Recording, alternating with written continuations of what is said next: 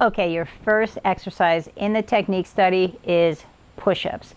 I'm going to do them at the advanced level right now, and then I'm going to give you some modifications over a couple of posts so that you can learn how to modify the technique study to your own level.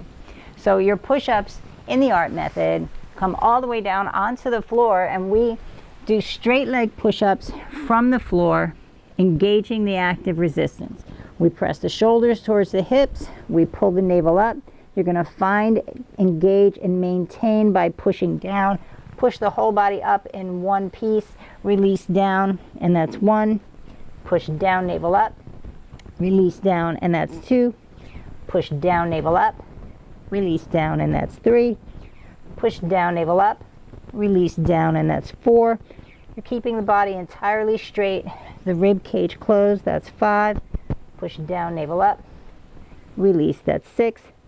Push down, navel up, release, that's 7. Push down, navel up, release, that's 8. Push down, navel up, release, that's 9. One more. Push down, navel up, and hold your plank. 10, 9, 8, 7, 6, 5, 4, 3, 2, 1. Release all the way back down to the mat. Then you're going to do 2 more sets of 10 push-ups.